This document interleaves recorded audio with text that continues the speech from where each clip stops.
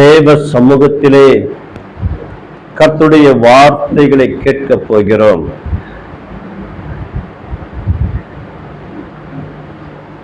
உம்மை நோக்கி பார்க்கின்றே, உம்மை நினைத்து துதிக்கின்றே. ஏசையா சோத்திரம், ஏசையா சோத்திரம், ஏசையா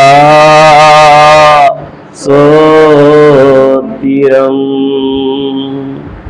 நீங்க பேசுங்க, நாங்கள் கேட்கிறோம். அடியனுக்கு ஒன்றும் தெரியாதப்பா, ஆவியானவர் அடியனை மறைத்து விசேஷ வார்த்தைகள் எங்களுக்கு ஆவிக்குரிய ஜீவத்துக்கு, இந்த கடைசி காலத்துக்கு அப்பா இருக்க, பயந்து நடக்க, என் தெய்வத்தினுடைய வழிகளை நாங்கள் நடக்க எங்களோடு கூட பேசுங்க. உங்கள் நாமம் மகிமைப்படட்டும். இயேசுவின் நாமத்தில் ஜெபிக்கிறேன் நல்ல பிதாவே, ஆமென். ஆண்டவராகிய இயேசுவின் நாமத்தினாலே உங்களை வாழ்த்துகிறேன். கர்த்தர் நல்லவர். ஒரு வாரம் கழித்து உங்களை பார்க்கிறது மிகவும் சந்தோஷம். ஆண்டவருடைய கிருபை உங்களோடு கூட இருந்து உங்களை வழிநடத்தி பாதுகாத்து தேவ சமூகத்துக்கு கொண்டு வந்து அவரை துதிக்க ஆராதிக்க அவர் உங்களுக்கு கொடுத்த கிருபைக்காக நன்றி செலுத்த வேண்டும். ஆமென் சொல்லமா? இந்த பூமியில நாம் வாழுகிறது அவருடைய கிருபை. இன்றைக்கு பார்க்க போகிற வேத வசனம் 27 மத்தேயு எழுதின சுவிசேஷம் 27ஆம் அதிகாரம் 50-51 2 வசனம். ஏற்கனவே உரத்த சத்தம் என்ற தலைப்பிலே இந்த வசனத்தை கடந்த ஒரு மாதத்துக்கு முன்பாக ஆவியானவர் நடத்தினார். மீண்டுமாய் அதே வசனத்தின் நிமித்தம், அதன் அடிப்படையிலே தொடர்ச்சியாக இந்த வசனத்தின் நிமித்தம் மத்தேயு 27ஆம் அதிகாரம் 50-51 வசனத்தின் மூலமாய் அதன் அடிப்படையிலே இன்றைக்கு பார்க்க போகிறோம். இந்த வசனத்திலே என்ன சொல்லப்படுகிறது என்றால், இயேசுவின் மரணத்தை குறித்து இதிலே சொல்லப்படுகிறது. அப்படி என்னங்க இயேசுவின் மரணம் என்று பார்த்தால், ஏதேன் தோட்டத்துக்கும், அடைக்கப்பட்ட ஏதேன் தோட்டத்துக்கும், ஆசாரிப்பு கூடாரம் பரிசுத்த ஸ்தலத்திற்கும் மகா பரிசுத்த ஸ்தலத்திற்கும் இடையிலே திரை, தேவாலயத்திற்கு மேலிருந்து கீழே வரையிலும் அந்த தேவாலயம் கிழிக்கப்படுகிற அந்த காரியத்துக்கும் இந்த 3, அதாவது ஏதேன் தோட்டம், ஆசாரிப்பு கூடாரத்திலே மகா பரிசுத்த ஸ்தலத்திற்கும், பரிசுத்த ஸ்தலத்திற்கும், தேவாலயத்திற்கும் அவருடைய மரணத்திற்கும் தொடர்பு உள்ளது. ஒரு ஆமென் சொல்லமா? அல்லேலூயா. இந்த தொடர்பு உள்ள காரியத்தை இன்றைக்கு நாம் பார்க்க போகிறோம்.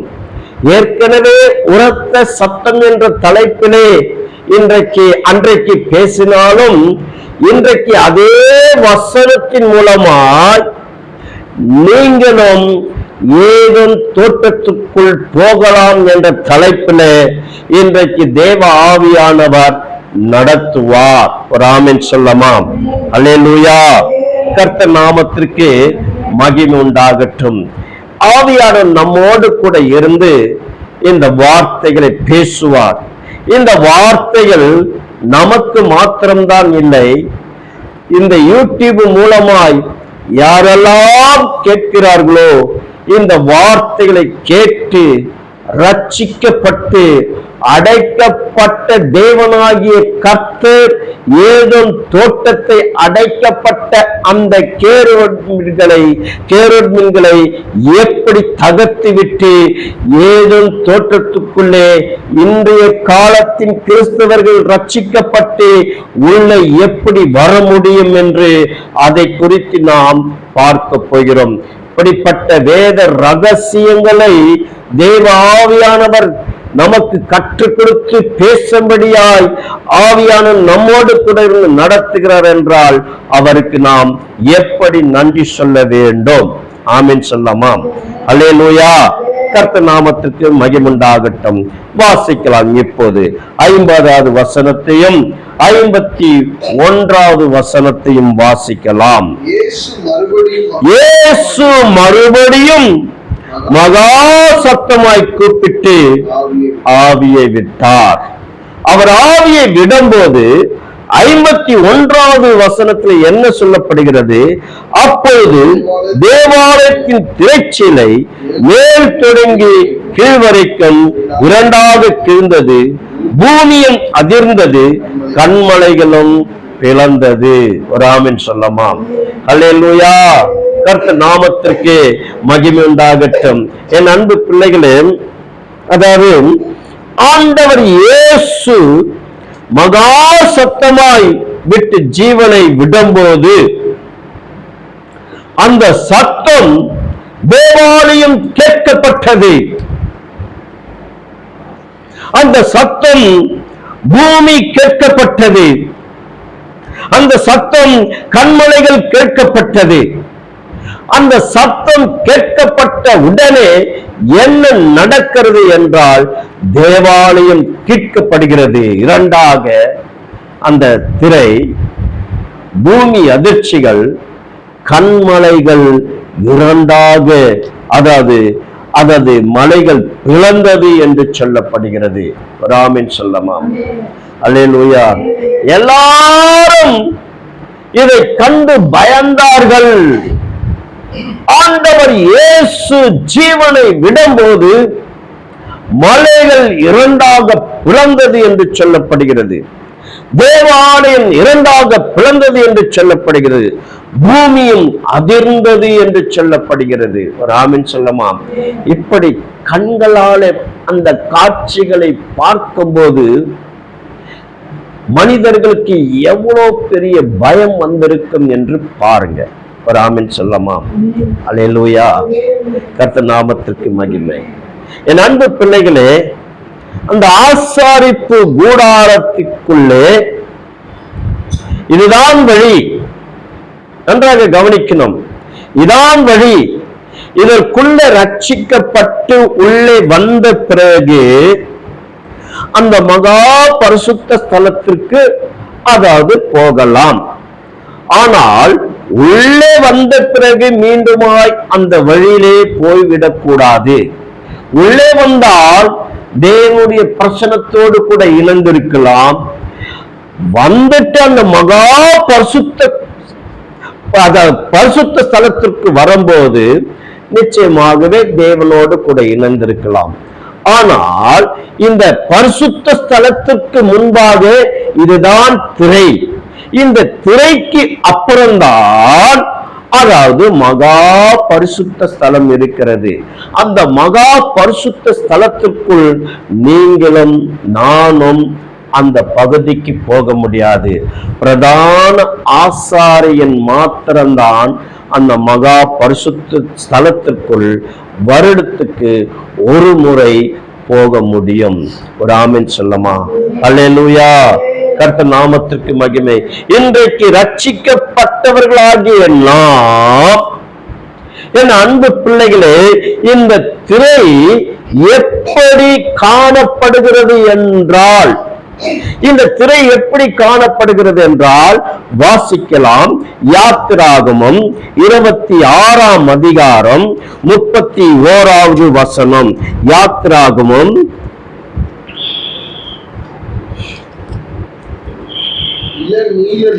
ஒரு நிமிஷம் வாசிக்கலாம்.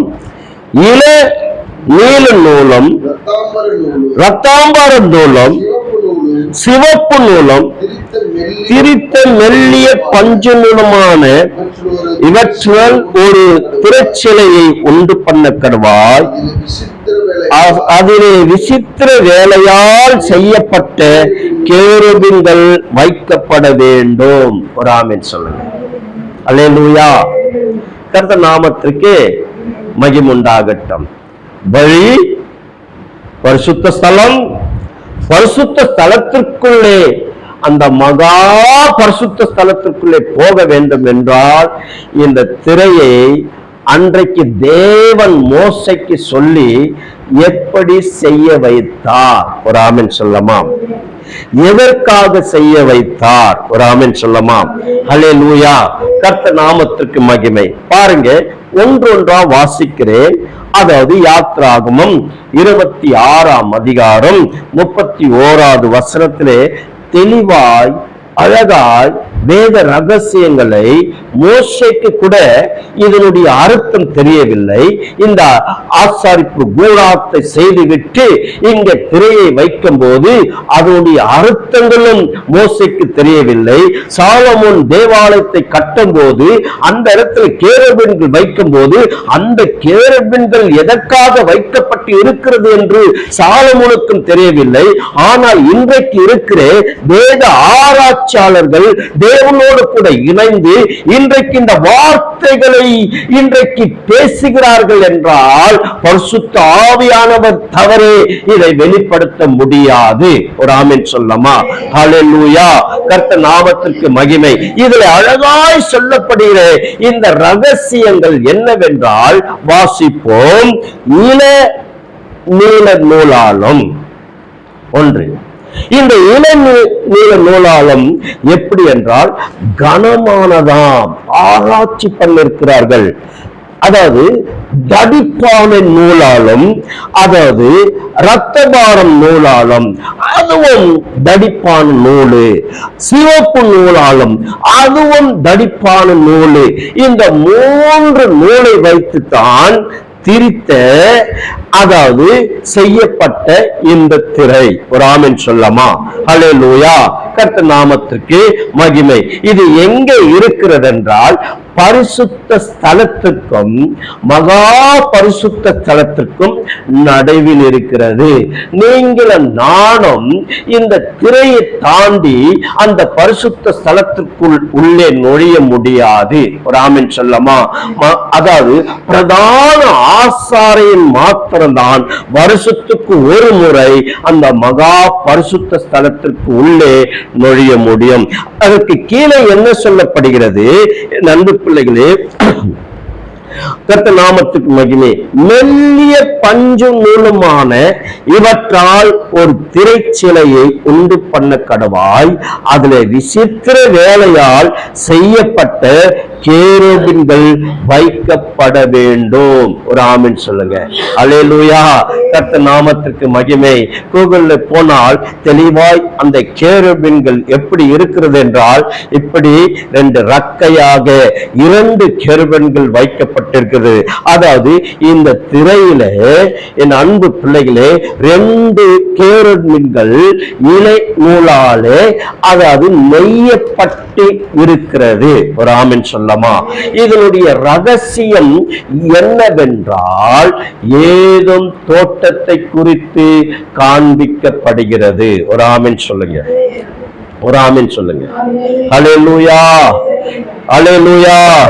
இந்த திரையிலே அந்த 2 கேருபீன்கள் தைக்கப்பட்டல்ல, நெய்யப்பட்டு. ஒரு ஆமென் சொல்லமா? நெய்யப்பட்டு இருக்கிறது என்றால் அதனுடைய அர்த்தம் என்னவென்றால் ஏதும் தோட்டத்தை குறிக்கிறது. ஒரு ஆமென் சொல்லுங்க. இதை மோசேக்கும் தெரியவில்லை, சாலோமோன் கட்டின தேவாலயத்துக்கு முன்பாக அந்த கேருபீன்கள் வைக்கும் போது சாலோமோனுக்கும் தெரியவில்லை. இன்றைக்கு பரிசுத்த ஆவியானவர், அதாவது வேத ஆராய்ச்சியாளர்களுக்கு இப்படிப்பட்ட ரகசியங்களை தேவ ஆவியானவர் உரைத்திருக்கிறார் என்றால், அந்த வார்த்தைகளை நாமும் கற்றுக்கொண்டு தேவ சமூகத்திலே அமர்ந்து இப்படிப்பட்ட வார்த்தைகளை தேவ ஆவியானவர் கற்றுக் கொடுத்து வேதத்தை வாசிக்க வாசிக்க வாசிக்க இப்படிப்பட்ட வார்த்தைகள் நாம் சபையாருக்கு கொடுத்திருக்கிறார். ஒரு ஆமென் சொல்லலாம். அல்லேலூயா. கர்த்தர் நாமத்திற்கு மகிமை உண்டாகட்டும். ஒரு ஆமென் சொல்லுங்க. ஒரு ஆமென் சொல்லுங்க. அல்லேலூயா. கர்த்தர் நாமத்திற்கு மகிமை உண்டாகும். இந்த கேருபீன்கள் எங்க வைக்கப்பட்டிருக்குது? ஆதியிலே தேவன் ஏதோம் தோட்டத்தை உருவாக்கி அதில் ஆதாமும் ஏவாளையும் அதில் அழகாய் வைக்கப்பட்டிருந்தது. அவர்கள் பாவத்துக்கு உட்பட்டபடினால் அந்த ஏதேன் தோட்டத்தை அவர்களை உள்ளிருந்து அவர்களை வெளியே அனுப்பிவிட்டு அங்கே அந்த கேருபீன் மூலமாய் அங்கே அதை அடைத்தார். ஒரு ஆமென் சொல்லுங்க. மீண்டுமாய் வந்து ஆதாம் ஏவாள் அந்த ஏதேன் தோட்டத்தை பார்க்கும்போது அவர்களுக்கு தெரியவில்லை. தெரியுது, என்னது தெரியுது? இந்த கேருபீன் மாட்டம்தான் அவர்கள் கண்களுக்கு தெரியுது. ஏதேன் தோட்டம் அவர்களுக்கு தெரியவில்லை. ஒரு ஆமென் சொல்லுங்க. அல்லேலூயா. அல்லேலூயா. கர்த்தர் நாமத்துக்கு மகிமை உண்டாகட்டும். ஆனால் என் அன்பு பிள்ளைகளே, அந்த ஏதேன் தோட்டத்துக்கு முன்பாக இருக்கிற கேருபீன்கள் இந்த பரிசுத்த ஸ்தலத்திற்கும் மகா பரிசுத்த ஸ்தலத்திற்கும் நடுவில் இருக்கிற இந்த திரை, அந்த திரையிலே நெய்யப்பட்ட கேருபீன்கள் காணப்படுகிறபடினால் இங்கு இருந்து பரிசுத்த ஸ்தலத்திலிருந்து மகா பரிசுத்த ஸ்தலத்திற்கு போக வேண்டும் என்றால் அந்த ஏதேன் தோட்டத்திலே அந்த அடைக்கப்பட்ட அந்த வழி, அந்த கேருபீன்கள் கீழ்க்கப்பட வேண்டும் என்றால் ஆண்டவராகிய இயேசு கிறிஸ்து என்றைக்கு அவர் அந்த, அதாவது கொல்கலா மலையாகிய அந்த திராட்சை தோட்டத்துக்குள்ளே தேவன் பிடிக்கப்பட்டு அவரை அடிக்கப்பட்டு அவர் ரத்தம் சிந்தப்பட்டு அவர் ஜீவனை கொடுத்து, அதாவது மகா சத்தமாய் ஜீவனை விடும்போது திரைச்சலை தேவாலயம் இரண்டாக கீழ்ந்தது. பரிசுத்த ஸ்தலத்திற்கும் மகா பரிசுத்த ஸ்தலத்திற்கும் இருந்த இந்த கேருபீன்கள் இரண்டாக கிழிக்கப்பட்டது. ஏதேன் தோட்டம் வழி விடப்பட்டது. ஒரு ஆமென் சொல்லுங்க. அல்லேலூயா. அல்லேலூயா.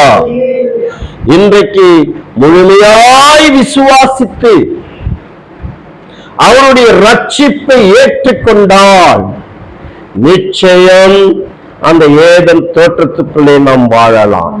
ஒரு ஆமென் சொல்லுங்க. ஒரு ஆமென் சொல்லுங்க. அல்லேலூயா. கர்த்தர் நாமத்திற்கு மகிமை. வேத ரகசியங்கள் தெளிவாய் சொல்லப்படுகிறது. இனி ஏதேன் தோட்டத்திற்குள் ஒருவனும் போக முடியாது, அது கண்டுபிடிக்க முடியாது என்று சொல்லப்படுகிறது. ஆனால் வேத ரகசியங்கள் இப்படிப்பட்ட வார்த்தைகள் சொல்லப்படுகிறபடினால் நீ விசுவாசித்து, இயேசுவை விசுவாசித்து உண்மையாக ரட்சிக்கப்பட்டபடினால் அவர் மரணத்தின் நிமித்தம் நீங்களும் அந்த ஏதேன் தோட்டத்துக்குள் இயேசுவோடு கூட, அதாவது ஏதேன் தோட்டத்தின் தோட்டக்காரரோடு கூட வாழலாம். ஒரு ஆமென் சொல்லுங்க. அல்லேலூயா. அல்லேலூயா. நாமும் அந்த மகா பரிசுத்த ஸ்தலத்திற்குள்ளே உள்ளே போகலாம். அந்த பெரிய ஒரு பாக்கியத்தை உங்களுக்கும் எனக்கும் இந்த நாளிலே கொடுத்திருக்கிறார். உண்மையாயிருக்கிற பரிசுத்தவான்களுக்கும் விசுவாச பிள்ளைகளுக்கும் இந்த பாக்கியத்தை கொடுத்திருக்கிறார். ஒரு ஆமென் சொல்லுங்க. அல்லேலூயா. கர்த்தர் நாமத்திற்கு மகிமை உண்டாகட்டும். ஒரு வசனத்தை வாசிக்கலாம். யோவான் 15ஆம் அதிகாரம்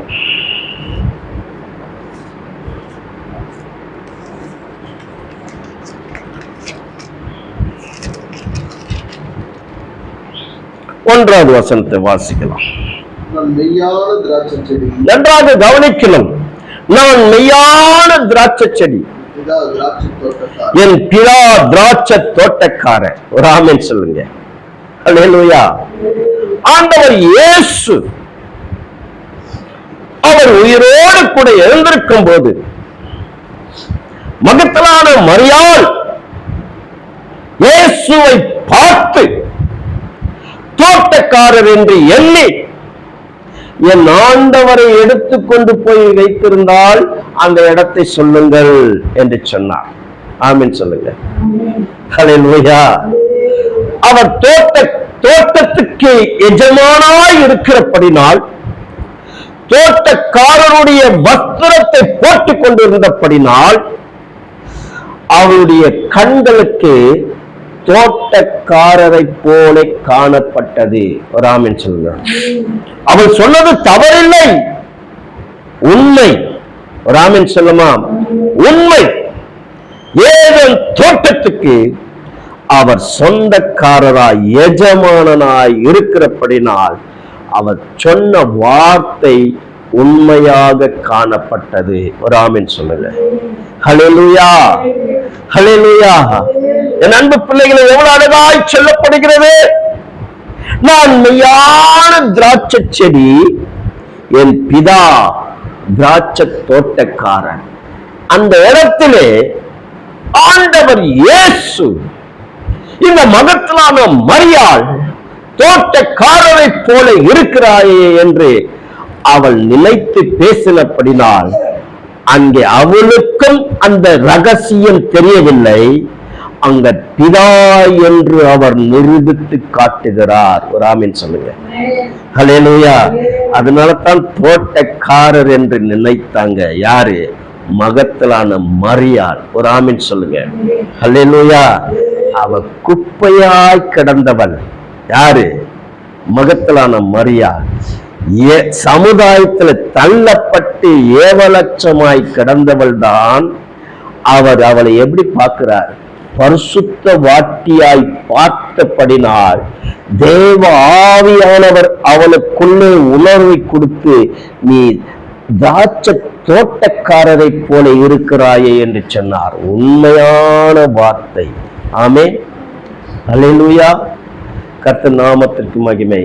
இன்றைக்கு ஏதேன் தோட்டத்திலே ஆண்டவர் இயேசு தோட்ட சொந்தக்காரராய் இருக்கிறபடினால் இன்றைக்கு நீங்களும் நானும் அந்த ஏதேன் தோட்டத்திற்குள், அதாவது அவரோடு கூட வாழலாம். ஒரு ஆமென் சொல்லுங்க. ஆனால் ஒன்று, அந்த ஏதேன் தோட்டத்துக்குள்ளே அநேக மரங்கள் இருக்கிறது. இதெல்லாம் நீங்கள் தெரிந்து கொள்ளலாம். நான் வேண்டாம் என்று சொல்லுகிறதை மாத்திரம் நீங்க விலகி காணப்பட்டால் தான் இந்த ஏதேன் தோட்டத்துக்குள்ளே என்னோடு கூட வாழ முடியும். ஆமென் சொல்லுங்க. அல்லேலூயா. ஆதாமையும் ஏவாளையும் எதனால துரத்தி விட்டார்? தேவனுடைய வார்த்தைக்கு கீழ்ப்படியாமல் போனதனாலே. தேவன் வைத்திருந்த மகா பெரிய அந்த திட்டத்திற்கு ஆதாமையும் ஏவாளை கொண்டு செய்யும்படியாக அந்த திட்டத்தையே சீர்குலைத்து விட்ட அந்த ஆதாம் ஏவாள் எதை தொடக்கூடாது என்று சொன்னாரோ அதை தொட்டப்படினால். ஒரு ஆமென் சொல்லுங்க. தேவன் தோட்டத்தை விட்டு அவர் வெளியே தள்ளினார். ஒரு ஆமென். அல்லேலூயா. இன்றைக்கு மீண்டுமாய் அதை திறக்கிறார் என்றால் அவரால் முடியும். அவருக்கு உண்டாக்கவும் தெரியும், ஏதேன் தோட்டத்தை அடைக்கவும் தெரியும், ஏதேன் தோட்டத்தை மீண்டுமாய் திறக்கவும் தெரியும். அவரால் ஆகும். அவர் சர்வ வல்லமுள்ளவர். முந்தின ஆதாம் பாவத்துக்குள்ளே அவன் வழிநடந்து துரத்தப்பட்டான். ஆனால் பிந்தின ஆதாமாகி இயேசு உனக்காக எனக்காக மீண்டுமாய் மனிதனாய் வந்து அவர் தன் ஜீவனை கொடுத்தது நிமித்தம் அந்த ஏதம் தோட்டம் திறக்கப்பட்டபடினால் ஆமென் சொல்லுங்க. ஹல்லேலூயா. நீங்கள் நானும் அதற்குள்ளே நாம் காணப்படுவோம். ஆமென். ஹல்லேலூயா. ஆனால் ஒண்ணு, இன்றைக்கு சாத்தான் அநேக ஜனங்களை கெடுத்து நாசம் பண்ணி கொண்டிருக்கிறான். தேவன் எதை தள்ளி வைத்தாரோ, தேவன் எதை தொடக்கூடாது என்று சொன்னாரோ, தேவன் எதை பார்க்க கூடாது என்று சொன்னாரோ, தேவன் எந்த பாவத்திலும் உன் கண்கள் பார்க்க கூடாது, செய்யக்கூடாது, இதை விபச்சாரம் செய்யக்கூடாது, அசுத்தங்கள் செய்யக்கூடாது என்று சொன்னாரோ, சாத்தான் சொல்லுவான், நீ பார்த்தால் என்ன, பேசினால் என்ன, செய்தால் என்ன, விபச்சாரம் பண்ணினால் என்ன, குடித்தால் என்ன, தேவாலயத்துக்கு போகாமல் இருந்தால் என்ன என்று சாத்தான் சொல்லுவான். சாத்தான் உன் சிந்தையை மாற்றி ஏதேன் தோட்டத்தை விட்டு மறுபடியும் துருத்தடிக்கக்கூடிய ஆண்டவருக்கு அந்த அதிகாரம் உண்டு. காரணம், நீ சரியாய் காணப்பட்டு தெய்வத்தினுடைய வார்த்தைகளுக்கு கீழ்ப்படிந்து ஏதேன் தோட்டத்திலே அநேக ஆசீர்வாதங்கள் நமக்கு வைத்திருக்கிறதை அதை மாத்திரம் நான் அந்த ஆசீர்வாதங்களை பார்க்கணும் தவிர எதை தள்ளி வைத்தாரோ அதை தொடவும் கூடாது, அதை பார்க்கவும் கூடாது, அதை இச்சிக்க கூடாது, அதை எடுக்க கூடாது. எடுத்தால் சாத்தான் உன்னை கெடுத்து நாசம் பண்ணி ஆண்டவர் மறுபடியும் உன்னை தள்ளிவிடுவார். உன் கிறிஸ்துவ ஜீவியம் போய்விடும். ஒரு ஆமீன் சொல்லு. ராமின் சொல்லு. அல்லேலூயா. இன்றைக்கு அப்படிதான் காணப்படுகிறது.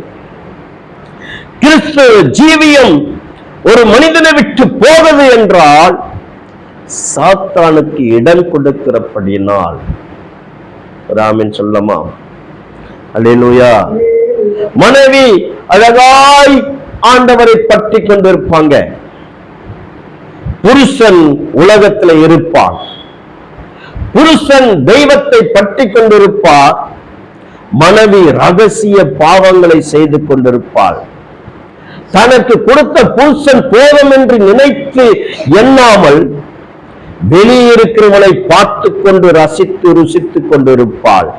தனக்கு மனைவி போதும் என்று நினைக்காமல் வெளியிருக்கிறவனை பார்த்து தன் புருஷன் நினைத்து கொண்டிருப்பான். என் அன்பு பிள்ளைகளே, இப்படிப்பட்ட பாவத்திலே நாம் காணப்பட்டால் ரொம்ப ரொம்ப ரொம்ப ரொம்ப ஆண்டவர் மீண்டுமாய் அந்த ஏதோமை விட்டு தள்ளிவிடுவார். வராமன் சொல்லுங்க. அல்லேலூயா. அல்லேலூயா. கர்த்தர் நாமத்திற்கு மகிமுண்டாகட்டும். என்னுடைய வாலிப காலத்தில் நடந்த சம்பவங்களை சொன்னால் அது கார் ஓட்டும் போது வாலிபத்தில் என் அன்பு பிள்ளைகளே எத்தனை கொடூரமான பாவியை கொண்டு போயிருக்கிறேன் தெரியுமா? ஒரு கலெக்டரை ஏற்றி கொண்டு போயிருக்கிறேன். 1988 89வது வருஷத்துல கார் ஓட்டும் போது கலெக்டர் வருவான். அவனோட கூட 7 பேர் 8 பேர் வருவார்கள். அவன் வீட்டுல மனைவி பிள்ளைகள் இருக்கிறது. ஆனால் இச்சை விபச்சார ஆவி அவனுக்குள்ள இருக்கிறபடினால் இப்படியாய் பெண்களை கூட்டிக் கொண்டு போவார்கள். காரணம் என்ன? பிசாசுடைய கிரியைகள், மனிதனை அழிக்கக்கூடிய தன்மை அவனிடத்தில் இருக்கிறபடினால் ஆண்டவர் இயேசு அதாவது நம்மை மீட்டெடுக்கும்படியாய் மீண்டுமா இந்த ஏதேன் தோட்டத்துக்குள் வாழும்படியாய் மகா சத்தமாய் தேவன் ஜீவனை விட்டார். ராமன் சொல்லுங்க. அல்லேலூயா. அல்லேலூயா. கர்த்தர் நாமத்திற்கு மகிமுண்டாகட்டும். இனி வருகிற காலத்திலே அந்த ஏதேன் தோட்டத்தின் வாழ்வை இழந்துடக்கூடாதுமா. நம்மை சுற்றி கொண்டுதான் இருக்கிறான் சாத்தான். எந்த நேரத்தில் எப்படி ஏமாற்றுவான் என்று தெரியாது. எந்த நேரத்தில் உன் கண்களுக்கு முன்பாக பல காரியங்களை கொண்டு வருவான். பணத்தினாலே மயக்குவான், பல பொருட்களினாலே மயக்குவான். ஆனால் அதற்கெல்லாம் இச்சித்திடக்கூடாது. தேவ சித்தமா என்று பார்க்க வேண்டும். தேவ சித்தம் இது எனக்கு கிடைக்கும் என்றால் நிச்சயம் வந்து சேரும். ஆனால் சாத்தான் கொடுக்கிற காரியங்களுக்கு ஈடுபட்டால் மறுபடியும் ஏதேன் தோட்டத்திலிருந்து தள்ளி விடுவார்.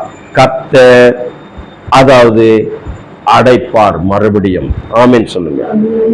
அல்லேலூயா.